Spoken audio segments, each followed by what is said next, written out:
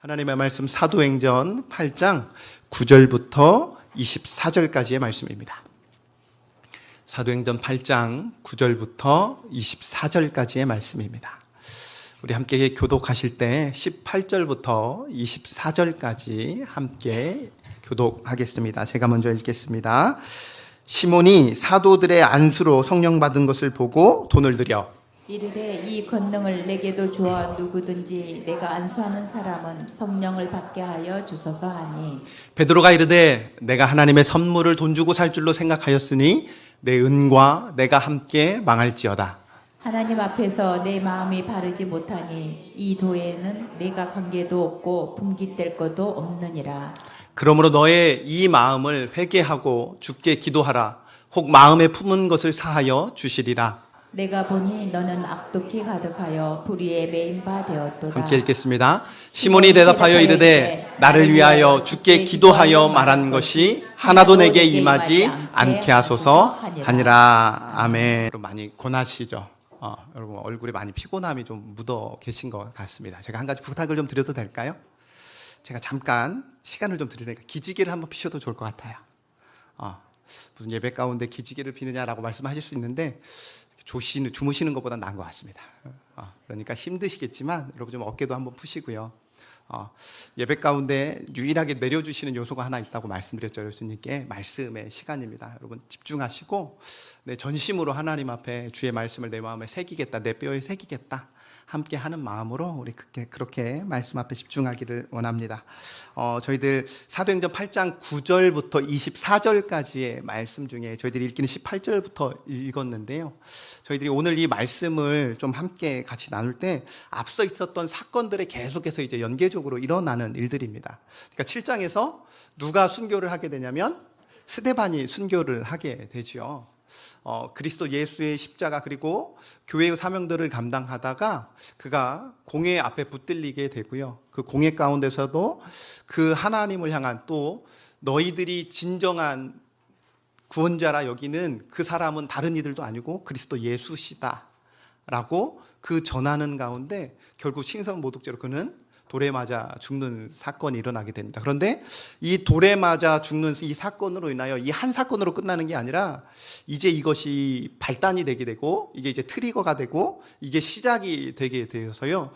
본격적으로 이 유대인들이 누구를 박해하기 시작하냐면 교회를 박해하기 시작합니다. 예루살렘 교회를 박해하기 시작하게 되지요. 그들을 감옥으로 잡아들이게 되고요.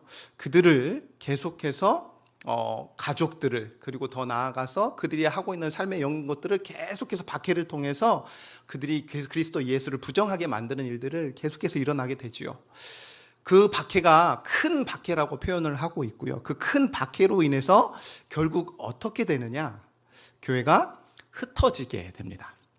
그러니까 이 그리스도 예수를 믿는다는 이 이유 하나만으로 삶의 터전을 잃게 되고요. 가족과 뿔뿔이 흩어지게 되는 결과들이 있었습니다. 그들이 분명 절망이 가운데 있어야 됐음에도 불구하고 그들은 절망하지 않았습니다. 그들은 어떻게 하였느냐? 8장 4절 말씀을 한번 보시면 이렇게 됩니다. 그 흩어진 사람들이 두루 다니며 무엇을 했다고요? 복음의 말씀을 전했다고 합니다.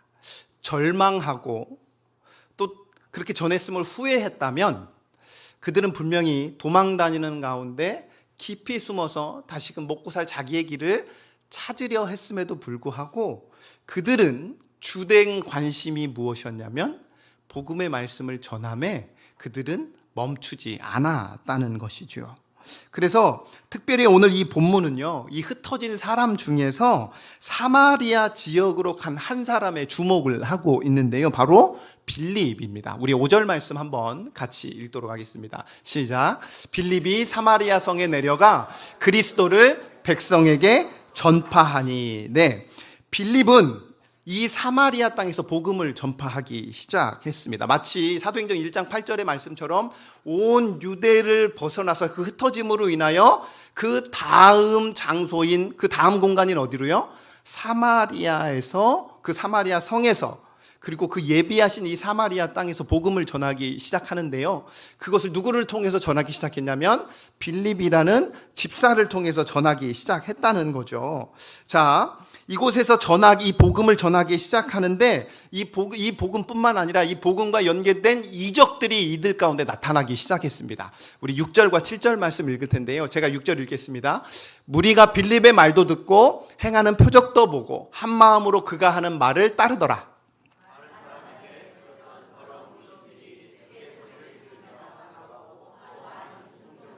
못 걷는 사람이 나으니. 네. 7절을 보시면요. 한 절 안에 이 단어가 반복되어져 사용되고 있습니다. 그게 무엇이냐면 많은입니다. 많은. 그러니까 한 절 안에 두 번이나 이 많은이라는 표현을 썼다는 거예요. 실제 하나님의 나라가 이 사마리아 땅에 임했음을 많은 사람들이 보았고요. 또 이러한 많은 일들이 계속적으로 지속적으로 이루어졌다는 것을 표현하고 있는 단어입니다. 그러니까 복음과 함께 이적도 일어나자 이 사마리아 사람들이 한 마음이 되어 가지고 바로 그리스도 예수를 구주와 그리스도로 영접했다는 것이지요. 그래서 이 사마리아 성에 큰 기쁨이 일어났던 것입니다.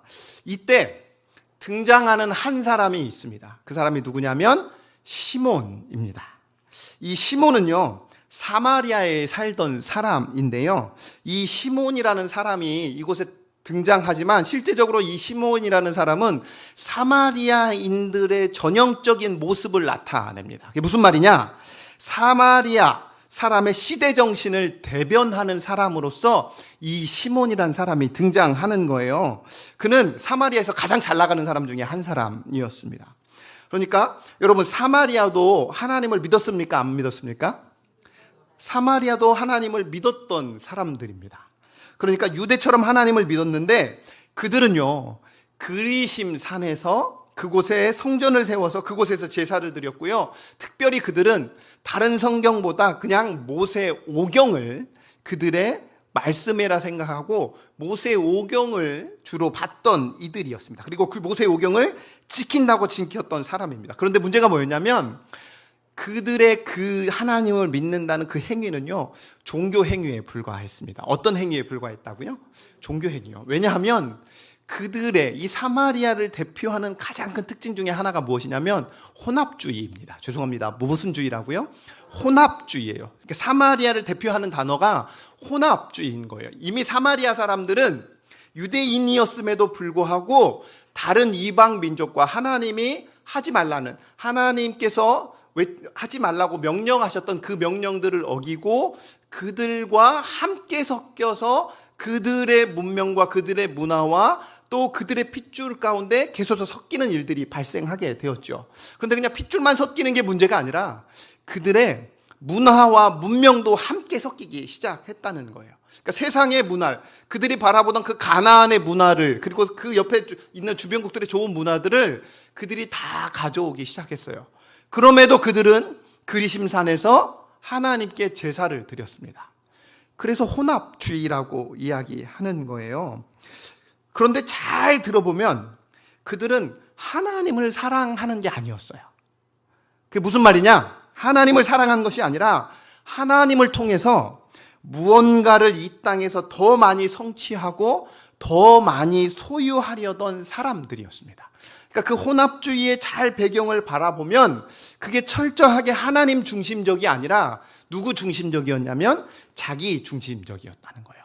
그러니까 혼합주의의 가장 큰 특징은 무엇이냐? 바로 자기 중심적이에요. 그러니까 종교성을 띠는데 그 종교성의 중심에 누가 있냐면 그 신이 있는 게 아니라 자신이 있다는 거예요. 나가 있다는 거예요. 내가 있다는 거죠. 그게 바로 이 사마리아 사람들의 특징이었다는 거죠. 여러분, 성경이 시몬을 이렇게 소개하고 있는데 9절부터 11절까지입니다. 제가 9절 읽겠습니다. 그 성에 시몬이라 하는 사람이 전부터 있어 마술을 행하여 사마리아 백성을 놀라게 하며 자칭 큰 자라 하니 이 사람은 크다 일컫는 하나님의 능력이라 하더라. 11절 오랫동안 그 마술에 놀랐으므로 그들이 따르더니. 여러분, 백성들이 이 마술을 보고 크게 놀랐다는 거예요. 이게 어떤 의미일까요? 마술을 잘해서 그럴까요? 우리 여러분 혹시 마술을 TV에서도 한번 보신 적 있으잖아요. 와, 대단하다. 어떻게 저렇게 할 수가 있지라고 하는 그런 마술의 의미가 아니에요. 여기서 있는 이 마술은요, 실제적으로 보면 마치 치유되는 것처럼 기적과 같은 일들을 행했다는 거예요. 그러니까 사단의 역사인 거죠. 동일하게 마치 성령 하나님께서 이 빌립을 통하여 하나님의 나라가 임했다는 그 놀라운 일들을 이적을 통하여 드러냈던 것처럼 이전에 사마리아인들에게 이 시몬이라는 사람은 사단의 능력으로 그렇게 이 마술을 힘있게 펼쳤다는 겁니다. 그러니까 그 모습을 보고 그들이 따랐다는 것이죠. 그런데 그게 끝나는 게 아니라 마치 사마리아 사람들이 뭐라고 이야기를 했냐면 크다 하나님의 능력이여 라고 할 정도로 범상치 않은 마술이었다는 거예요. 그러니까 그가 신적인 존재로 추앙을 받았다는 거예요. 그래서 스스로를 뭐라고 불렀냐면 큰 자라고 불렀습니다. 자기 스스로를 큰 자라고 불렀지만 실제적으로는 그 사마리아 사람들 자타에 공인하는 큰 자였고, 많은 사람들이 그를 가진 자나 없는 자나 작은 자나 큰 자나 모두가 그를 따르고 있었다는 거예요. 이 시몬은 자신을 한껏 그 하나님의 자리에 올려놓은 사람이었습니다. 그리고 사마리아인들에게서 존경을 받았던 인물이었던 것이죠. 그러면 생각해 보십시오.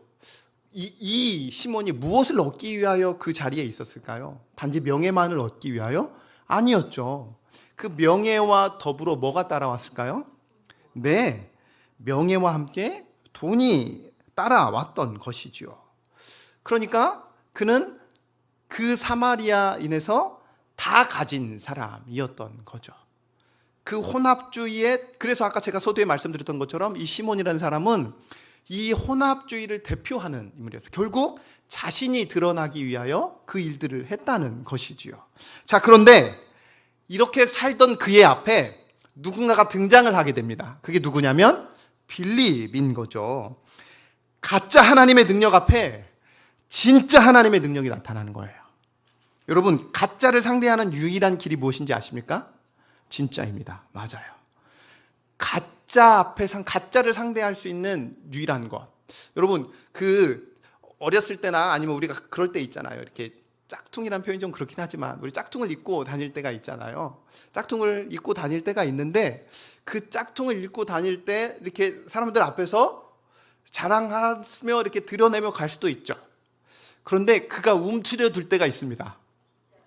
진품을 딱 들고 오는 순간 그는 움츠려들죠. 그래서 뭐 우스갯소리로 그런 거잖아. 비 오면 저게 진짜인지 가짜인지 알 수 있다.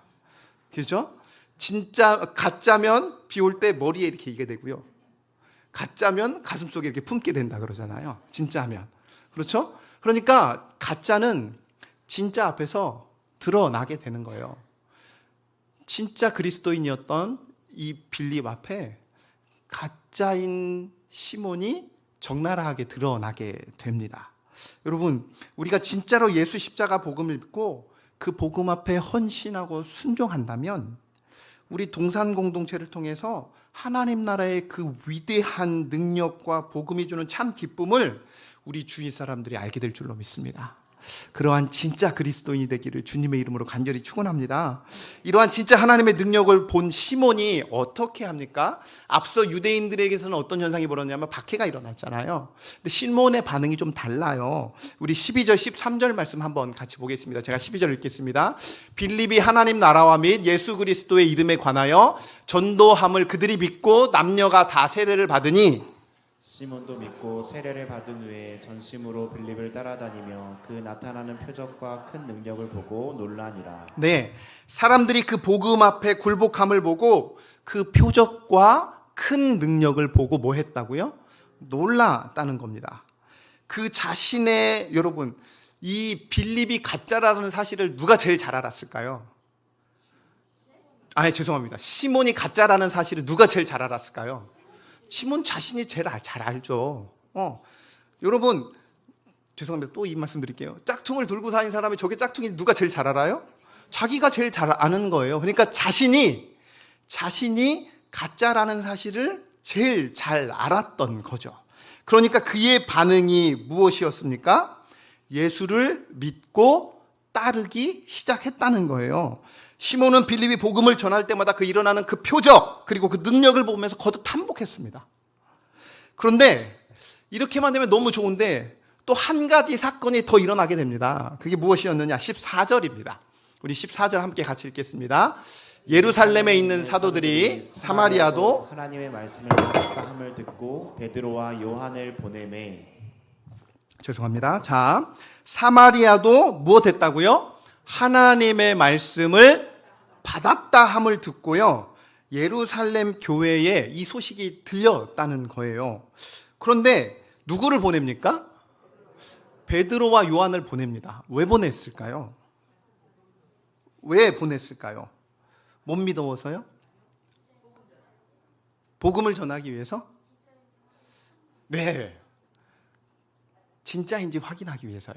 무슨 말이냐고요? 그러면 뭐 빌립이 전한 게 잘못됐다는 건 이게 아니라 교회로서 사마리아 땅에 진짜 예수 십자가 복음이 들어갔는지를 교회로서 확인하기 위해, 그러니까 안 믿어져서 간 게 아니라 교회로서 확인하기 위해서 간 거였어요. 그래서 그 대표격인 베드로와 요한을 그곳에 보낸 것이지요. 모든 교회가 사도의 터 위에 세워졌잖아요. 그러니까 사도들은 이것이 성령의 역사인지 아니면 그렇지 아니한지를 점검하고 확인하기 위한 작업이었던 것이죠. 15절부터 17절입니다. 제가 15절 읽겠습니다.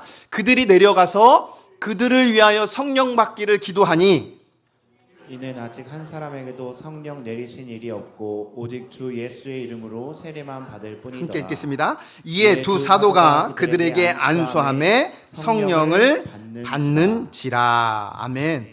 베드로와 요한이 확인해 보니까 진짜 성령께서 역사하셨다는 것을 본 거예요. 믿게 되었던 거죠. 그러면서 베드로와 요한이 이들이 성령 받기를 위해서 기도했습니다. 그러니까 예루살렘에만 머물렀던 그 복음이 이제 이방인으로 간주되던 이 사마리아 땅에도 퍼지게 되었고요. 그것을 성령께서 주도하셨다는 것을 공식적으로 교회가 인정해 줄 필요가 있었다는 것이죠.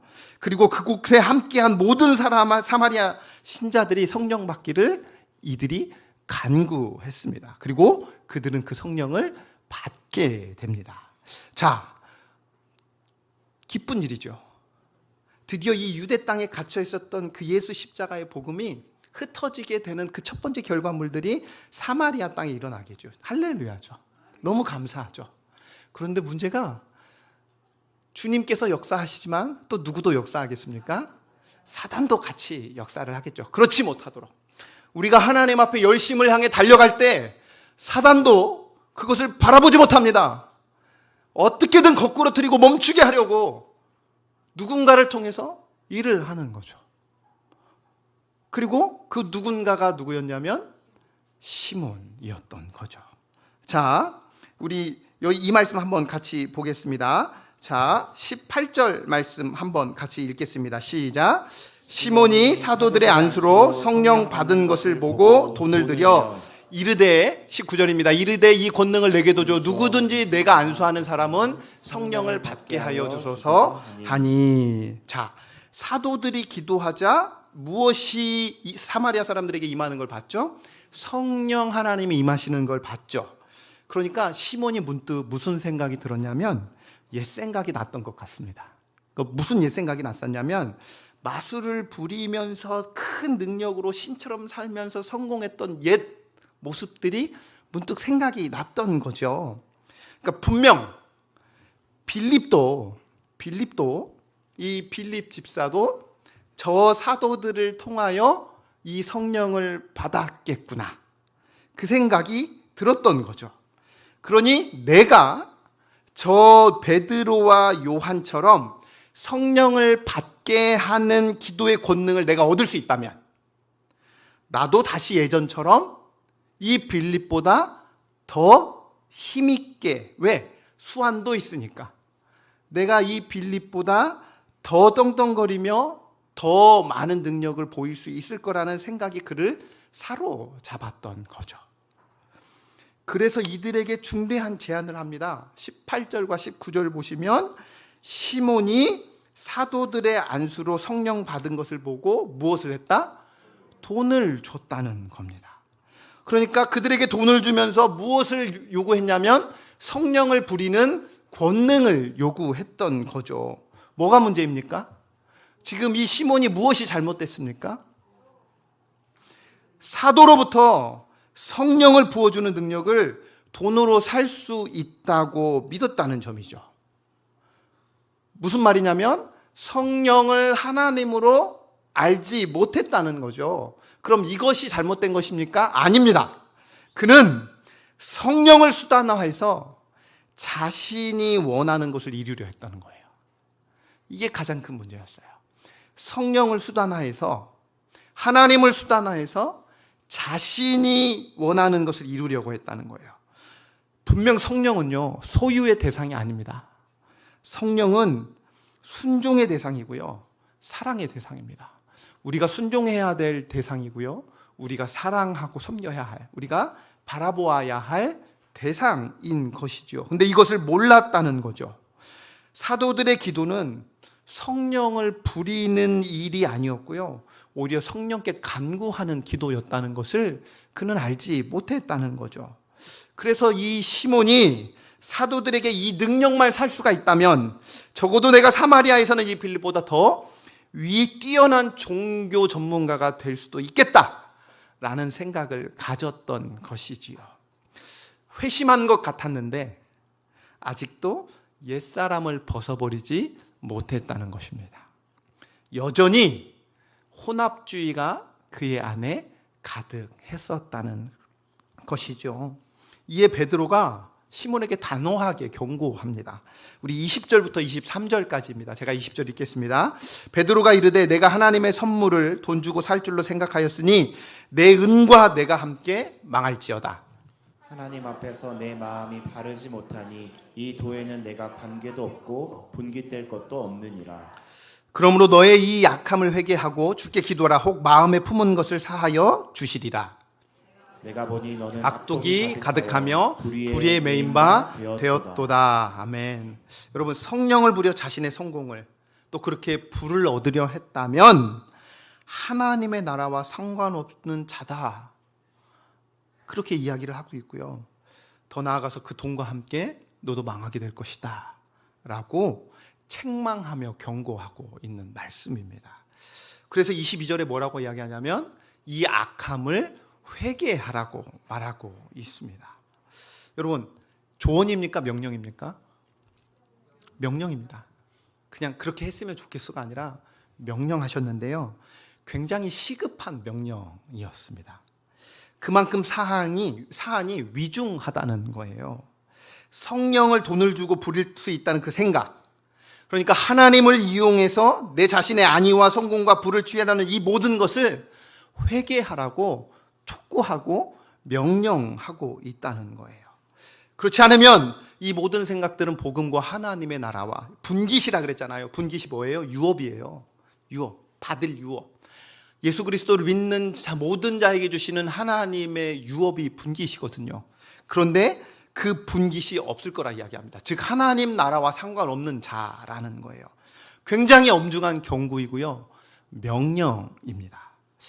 사랑하는 성도 여러분, 오늘 이 시몬의 생각이 오늘을 살아가는 우리에게 여전히 경고하고 있는 메시지입니다. 무슨 말이냐? 여러분, 우리가 여러 가지 힘든 일을 경험하잖아요. 또 그렇게 하나님의 은혜를 자연스럽게 사모하게 됩니다.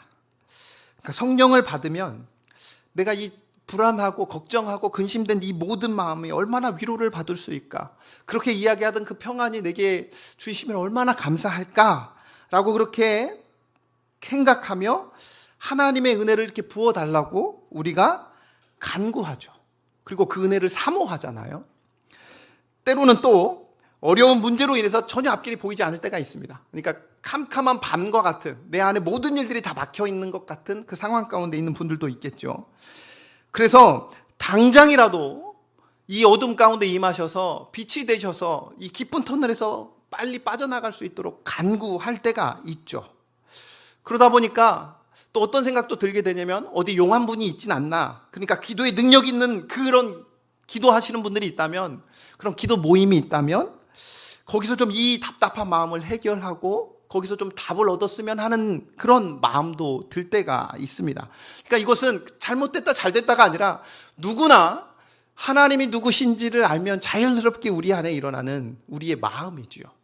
그렇게 치료받고 싶어 하고 그렇게 이 모든 문제를 해결받고 싶어 하는 게 우리의 마음이죠. 그러니 그 앞에 나가서 기도하고 엎드리고 부르짖게 되는 일들이 자연스럽게 나타나게 됩니다. 그런데 이 모습 앞에 이상한 것을 우리가 하나 발견하게 되는데요. 그게 무엇이냐면 중요한 기도 제목이 있을 때 아니면 하나님의 도움이 절실히 필요하게 될 그때에 우리는 이전보다 더 열심을 내요. 그러니까 우리 안에 급한 일이 생겼을 때 더 눈에 띌 정도로 열심을 낼 때가 있습니다. 그러니까 예를 들면 입학이나 취업이 우리 앞에 있을 때, 또 진급을 앞두거나 또 뭔가 해결해야 될 중요한 사항이 앞에 있을 때 많은 사람이 기도하러 교회에 가거나 기도원에 갑니다. 또는 감사원금을 내거나 더 열심히 봉사하기도 합니다. 그래서 이건 좀 제가 좋아하지 않는 일 중에 하나인데요. 입시철이 되잖아요. 특히 수능날 되면 무슨 일이 일어납니까? 아침부터 수능이 끝나는 그 시간까지 다 나와서 계속 기도합니다. 맞죠? 이게 좋은 걸까요? 나쁜 걸까요? 생각하셔야 돼요. 좋은 걸까요? 나쁜 걸까요? 나쁜 겁니까? 그럼 기도하면 안 됩니까? 그럼 좋은 겁니까? 그럼 그렇게 기도하면 됩니까? 재밌는 건 교회에서만 이 일이 일어나지 않아요. 절에서도 일어나고 천주교에서도 일어나고 그날은 진짜 하루 종일 교회가 굉장히 바쁩니다. 그래서 제가 전에 사역했던 큰 교회 같은 경우는요, 정말로 9시부터 10시까지 목사가 앞에서 마이크 붙잡고 기도하는데요. 그걸 그 10시간을 넘게 기도할 수 있겠습니까? 안 되잖아요. 순번으로 돌아가면서 1시간마다 기도했어요. 그 마지막 정점에는 고등부 사역자가 나와서 기도했어요. 마무리 끝 지점에, 시작과 끝을. 어떻게 생각하십니까? 이게 방송에 나가면 어떻게 될지 전 잘 모르겠지만 다시 한번 말씀드리지만 여러분 한번 고민해 보셨어요. 이게 나쁘답니까? 좋은 겁니까? 저는 지금 이 순간 그래요. 빨리 대답하라고. 그 나쁜 거야, 좋은 거야. 저한테 빨리 대답하라고 요구하실 수도 있는데 저는 이게 나쁘다, 좋다 말씀드리지 않겠습니다. 그럼 제가 말씀드리고 자꾸 왜 말한 거야? 라고 갑자기 짜증이 나실 텐데 제가 여러분께 이 말씀을 드리는 이유가 뭐냐면요. 인생의 고비가 있을 때 하나님이 여러분을 초대하시는 초대장이 맞아요. 그건 변치 않는 사실이에요. 신자에게 고난이 왔고 고비가 왔다는 건 곧 하나님이 여러분에게 하나님이 누구신지를 알려주는 귀한 초대장과 같아요. 이건 분명한 사실이에요. 그리고 그 고비마다 그렇게 하나님 앞에 나왔을 때 우리는 하나님이 어떠한 분이신지를 경험하게 돼요. 그리고 그 하나님의 역사하심을 우리는 맛보아 알게 돼요. 기도해야죠. 나와야죠. 그게 뭐가 문제냐는 거예요. 그런데 우리가 스스로에게 던져질 질문이 있습니다. 그 시간이 지난 다음에도 기도하십니까? 수능이 끝난 다음 날 기도하십니까? 어려운 문제가 해결된 그 다음 날 엎드려 기도하십니까? 거기에 문제가 있다는 거예요. 다른 데 문제가 나와서 기도하고 당연히 기도해야죠. 엎드려야죠. 눈물 흘며 부르짖어야죠. 왜? 우리의 유일한 도움이며 방패 되시는 이가 하나님이시니까. 그런데 거기까지라는 거예요. 문제가 해결되는 순간 언제 그랬냐는 듯이 그 열심과 그리고 그 모든 행위는 온데간데 사라지는 거예요. 죄송하지만 신앙이라는 이름이 걸려 있지만 그 모든 것이 어려울 때만이라는 조건이 딱 전제되는 그 순간 거래가 됩니다. 거래가. 하나님과의 거래가 돼요.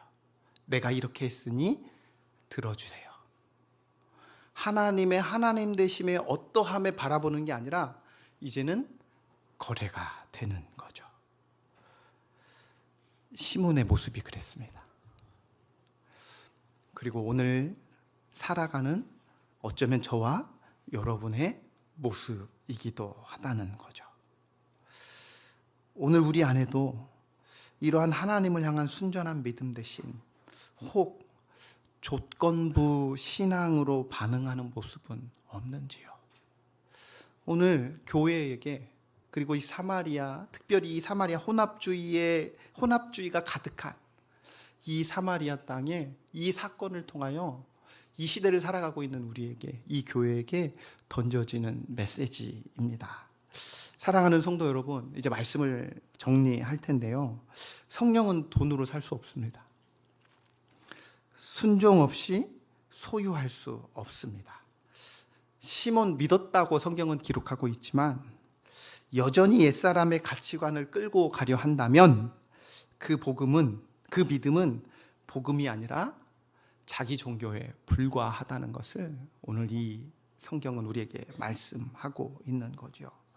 어제 오늘 이제 오후에 저희들이 야유회가 있으니까 제자 훈련을 어제 했습니다.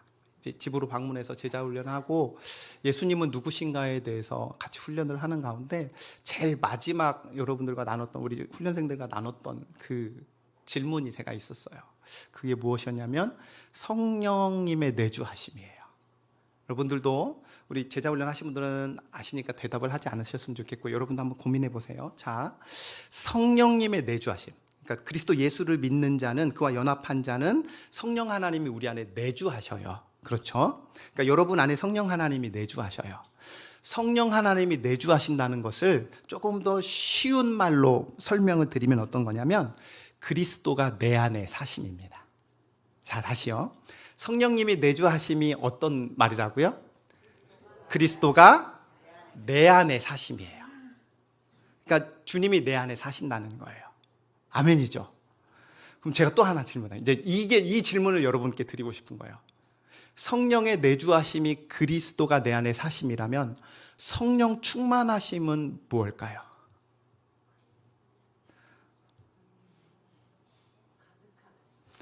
맞추시는 분께. 네. 자, 다시 질문합니다. 왜냐하면 이거 지금 그냥 고민하시고 용어는 말씀드렸던 앞의 용어를 고스란히 사용하시면 됩니다. 자, 성령의 내주하심이 그리스도가 내 안에 사심이라면 성령의 충만하심은 그리스도가 맞아요. 여러분 어째 다 비슷한 답을 다 맞게 해주셔요. 성령의 충만하심이 뭐냐면 그리스도가 내 안에 마음껏 사시는 거예요. 예수님이 여러분 안에서 마음껏 사십니까? 여러분의 그 심장 안에서 그리스도 예수를, 하나님 여기만 계세요, 여기는 오지 마세요, 마음껏 내어드리고 계시는지요? 우리가 기도로는 성령 충만함을 너무나도 구하잖아요. 우리가 성령 충만함을 놓고 너무나도 구하고 그렇게 하지만 성령 충만은 물론 하나님이 우리 안에 주시는 하나님의 놀라우신 역사이기도 하지만 우리의 편에서는 그것이 무엇을 의미하냐면 주님, 제 안에서 마음껏 사세요. 제 안에서 마음껏 사세요. 여기저기 원하시는 그곳에 다 돌아다니세요. 제 삶의 모든 영역에 다 돌아다니세요. 그게 성령 충만함의 의미입니다. 오늘 이 시몬은 결국 무엇을 의미했냐면 자기의 성공을 위해서 하나님이 여기만 사세요, 그 이상은 나오지 마십시오 라고 고백했다는 거예요. 하지만 신자는 성령의 충만함으로 살아야 되는데 그것은 곧 무엇을 의미하냐면 내 삶에서 하나님 마음껏 살고 누리십시오. 나는 죽고 내 안에 사시는 그리스도만이 마음껏 살아나십시오 라고 고백하는 것입니다. 말씀을 마치겠습니다. 하나님은 도구가 아닙니다. 우리가 도구입니다. 하나님이 마음껏 사실 수 있도록 그 하나님의 나라를 위하여 우리는 쓰임받는 도구일 뿐입니다. 그 도구로서 그 부르신 목적 그대로 하나님의 나라와 영광을 위하여 살아가시는 저와 여러분 되시길 주님의 이름으로 간절히 축원합니다.